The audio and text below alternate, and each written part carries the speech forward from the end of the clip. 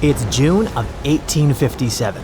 A fierce storm slams into Geechin Bay, Australia, and rips apart a Dutch ship weighing 800 tons. Part of the crew tries to escape in a small boat, but only 9 of the 25 men on board survive. Now, many years later, researchers believe they've found this long-lost gold rush shipwreck. Yep, this ship is tied to one of the most dramatic high-stakes chapters in Australia's history. We're talking about the shipwreck of Koning Willem de Tweede, a vessel built back in 1840. This historic ship discovery is a big deal since it's now considered a real treasure in the world of underwater archaeology in Australia. Let me tell you why. By the middle of the 19th century, Dutch ships were carrying not just goods, but also people from Asia who were hoping to start a new life in Australia.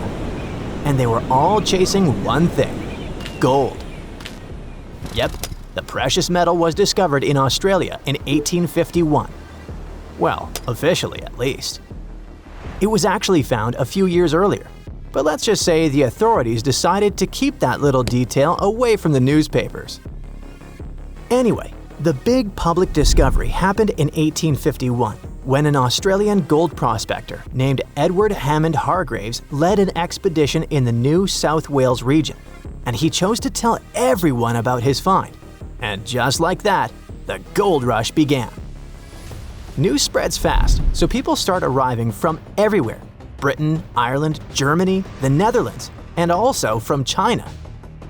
It's estimated by that time around 20,000 Chinese had made their way to the goldfields in Victoria. By 1861, about 3% of the Australian population had been born in the Asian country. Most of them came from the southern region of Guangdong, which was going through a really tough time back then. They'd been through it all: foreign invasions, massive floods, serious food shortages, you name it. Many people had lost everything. Their money was gone, their homes destroyed. They couldn't even afford a bite to eat. There was no clear way out of the poverty they were stuck in. But then, word started to spread. There was a goldfield somewhere in a distant British territory. They heard stories from people all over the world going there, that it was peaceful, full of opportunity, and that the land itself had everything you could need. It sounded like a dream. Before long, they began calling it Xinjin Shan, or New Gold Mountain. So, many scraped together what little they had left to reach Australia and start over. It was a shot at a better life, a chance to lift entire families out of poverty. But getting there wasn't cheap or easy. They had to travel in huge ships, and the average trip from Guangdong province took about 3 months to reach Sydney or Melbourne.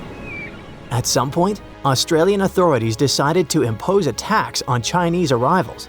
Every passenger who disembarked at Victorian ports had to pay a £10 poll tax. So what do you think happened? The routes changed, of course.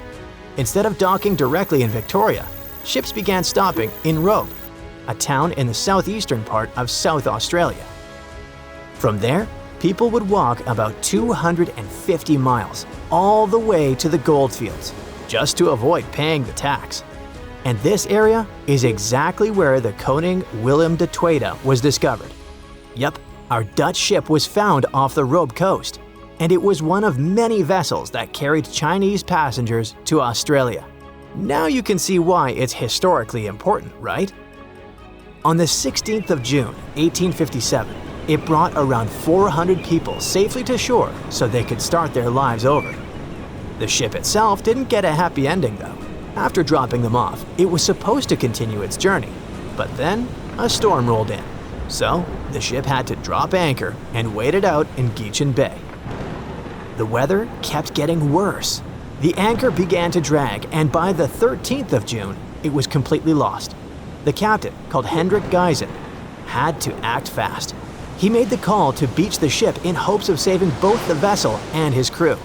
But there was a problem. The ship ran aground on Long Beach, about 3 miles east of Robe, and it started breaking apart quickly in the rough seas. The rest of the story is tragic. 16 sailors drowned when one of the ship's small boats turned upside down. only 9 men made it out alive. Captain Geisen stayed aboard the wreck. He eventually reached the shore by clinging to a cask. Thankfully, people who were on the beach managed to pull him out of the sea using a rope. A few months later, things from the wreck were sold to a local man in Robe named Jacob Chambers for £225, which was a pretty big amount of money back then. And that's because people were able to save a good amount of stuff from the wreck, like the bell, some doors, and wooden planks from the hull. Those doors and some of the timbers were later used to build the Caledonian Inn, a historic 2-story stone hotel that went up in 1859. As for the bell, it was supposedly used at Robe Primary School for over 100 years, but researchers aren't so sure about that part. What we do know is that most of the ship's remains were still missing, until now. After 3 years of hard work, a team affiliated with the Australian National Maritime Museum believes they have finally found the Koning Willem de Tweede.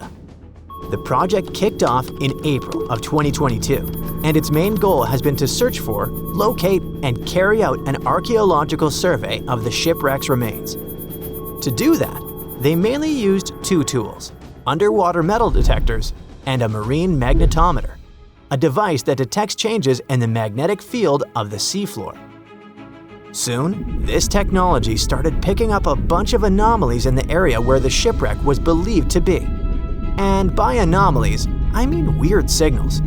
Clues that something might be buried under the seabed, probably hidden under layers of sand or mud. They believe those signals were coming from the iron parts of the ship's windlass. That's a big winch at the front of the ship used to pull up the anchors. Some of those pieces were sticking up slightly from the seabed, along with a partially exposed iron frame. They also spotted a well-preserved wooden plank underneath the windlass, which suggests that more of the ship's hull is still down there, just buried under the sand. So why do they feel confident that this wreck is the Koning Willem de Tweede? Well, basically for 3 reasons. First, the location. The spot where they picked up those signals lines up with historical accounts of where the ship went down.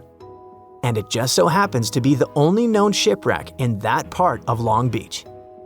Second, the size. The cluster of magnetic signals roughly matches the ship's documented length, which is about 140 feet. Third and last reason, they found pieces of Chinese pottery from the 1800s right on the beach next to the site. When you put all those facts together, it basically screams Koning Willem de Tweede. That's why the team feels so confident they've finally discovered this historic ship. But even though they have good reasons to believe it, more research still needs to be done, so they're planning future visits to the site to keep monitoring things. The goal is to check the ship's condition and look for more parts of the hull or artifacts that might get uncovered as the seabed shifts over time. Let's hope they get lucky next time around.